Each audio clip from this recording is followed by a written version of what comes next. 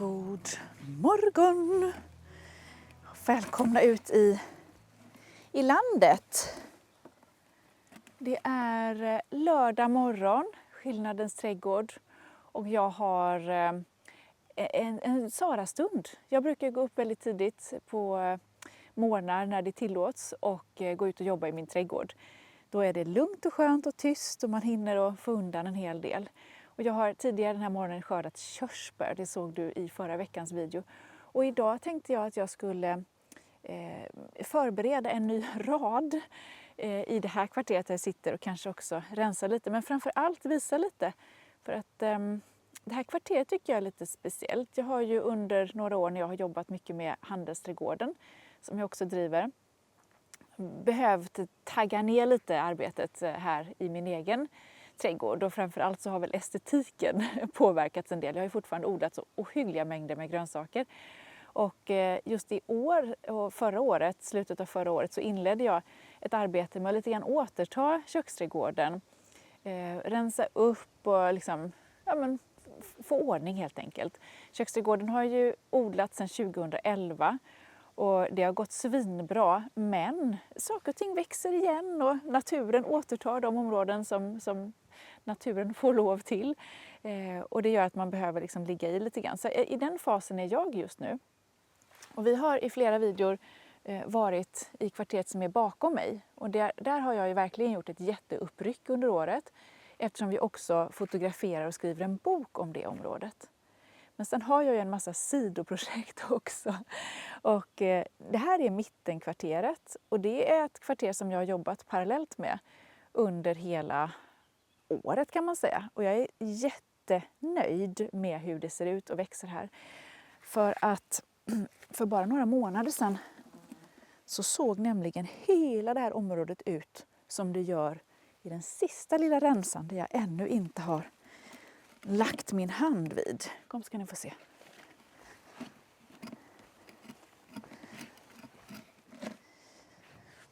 Det som du ser nu framför mig, det här omöjliga ogräshavet, så såg hela den här platsen bakom mig ut för några månader sedan.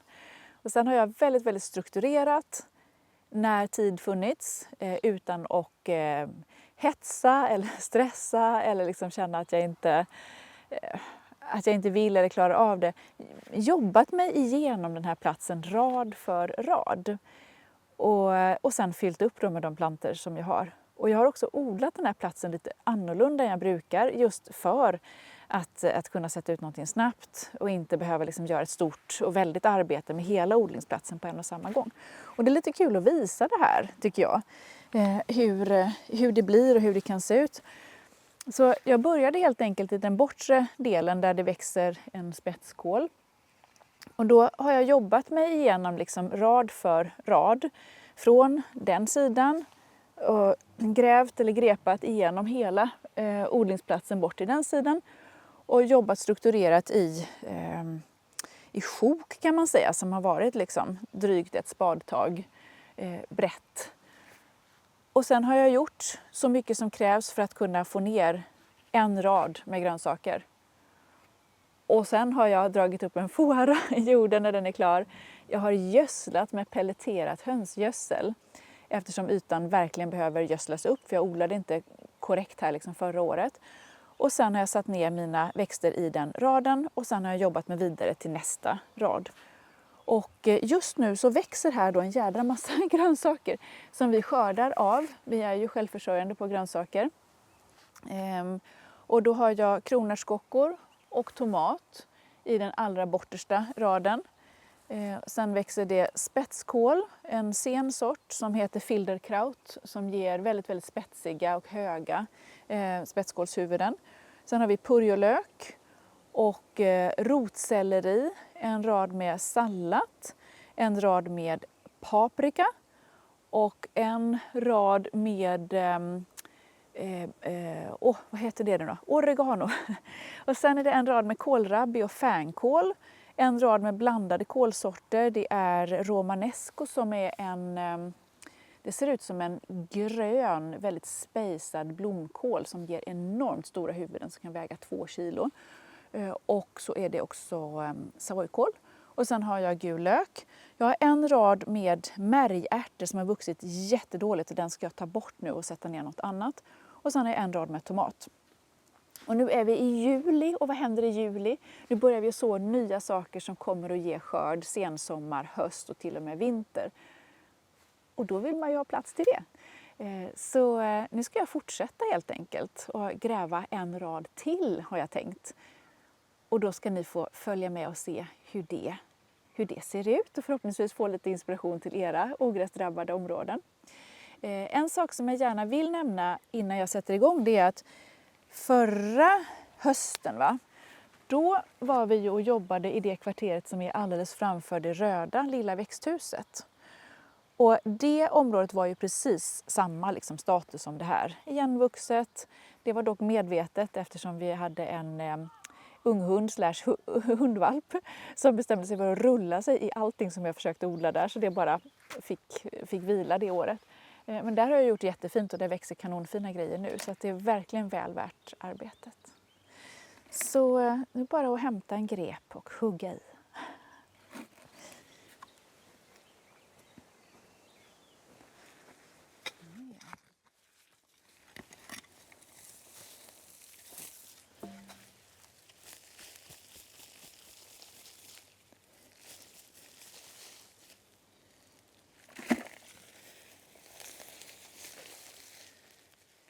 Alltså det är ju tråkigt när man sätter igång och jobbar och det ser ut så här. Jag kan inte annat än att säga det.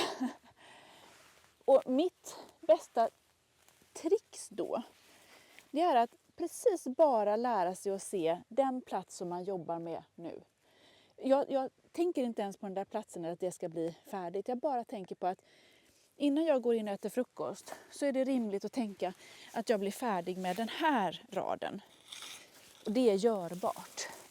Stoppa ner grepen, hysta upp, stoppa ner grepen, hysta upp, huka sig och sen bara ta bort ogräset från just precis den här platsen. Det är lite som på promenaden när man är höggravid. Ett steg i taget, snart framme. Nu behöver man kanske inte vara höggravid för att känna heller, men det var det närmaste jag kom på.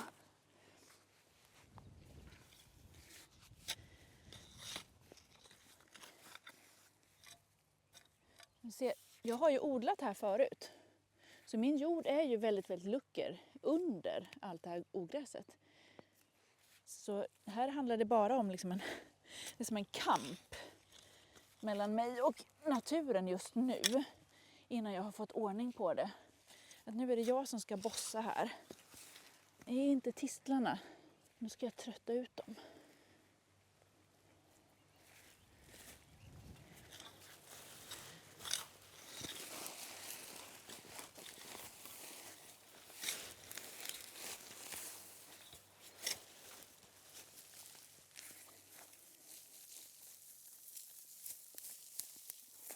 På ett sätt hade det varit mer bekymmersamt om ingenting hade vuxit i den här jorden. Men det att det växer så bra är ju också ett fint betyg på något sätt.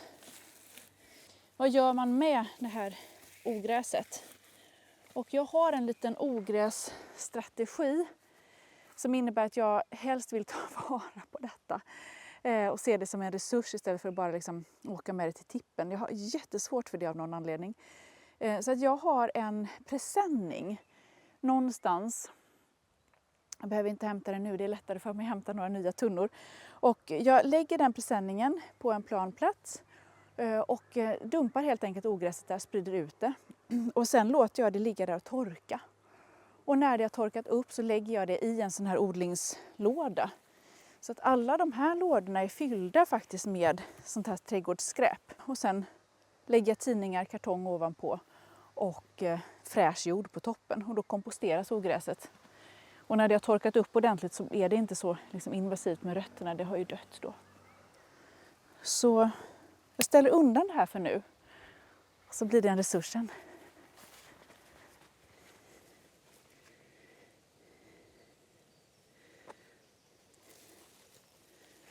Så det här är så görbart.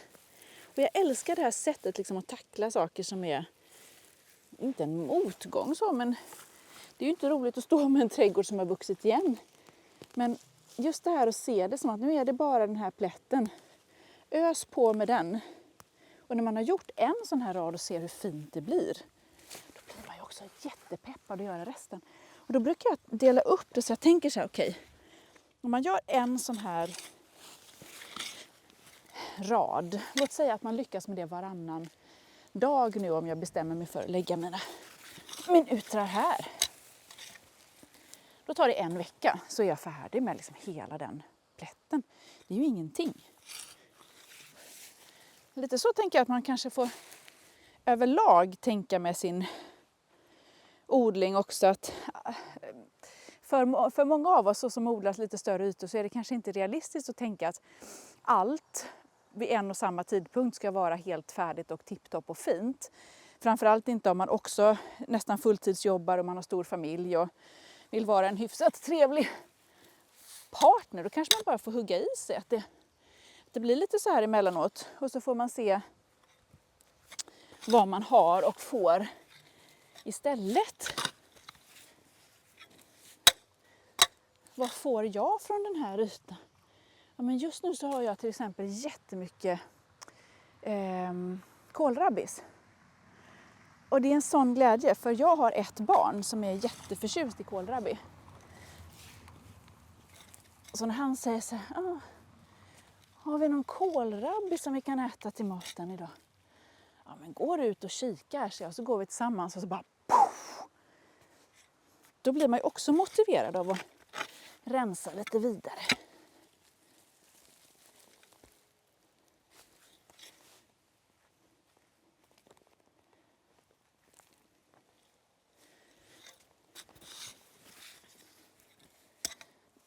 Här har jag faktiskt rensat en gång innan.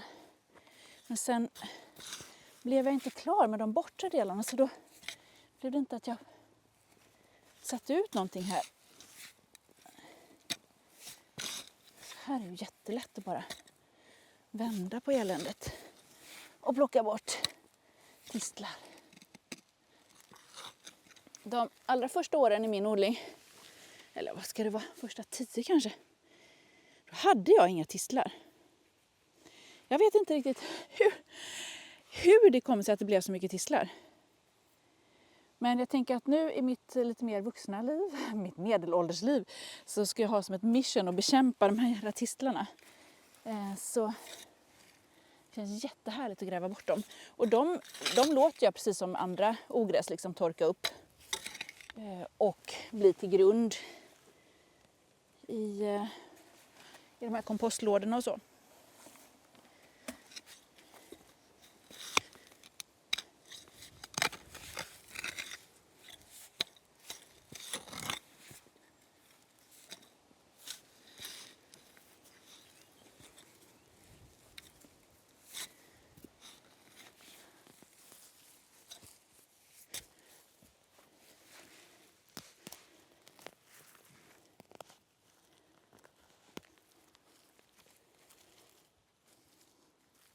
En del av er som kommenterar i sociala medier när ni ser mig gräva eller göra saker i trädgården, ni säger du är så stark och uthållig och så där.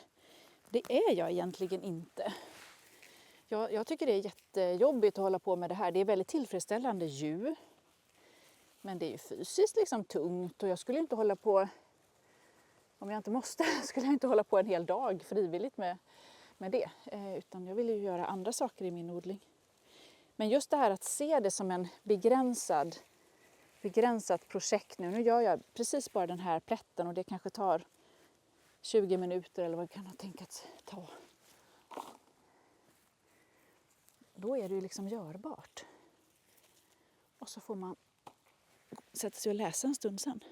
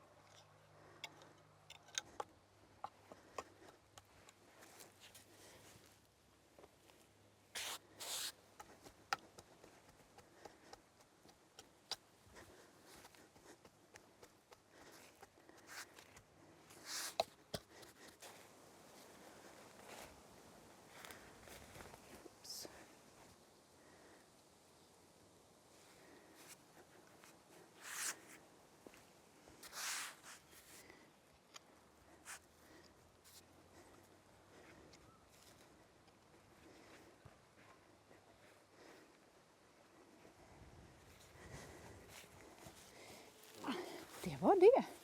Så himla härligt det känns. Så nu har jag förberett och ikväll när jag går ut, det tar ju inte lång tid, så är det bara att drämma ner det här pelleterade hönsgödslet eller lite kissvatten i den här rännan.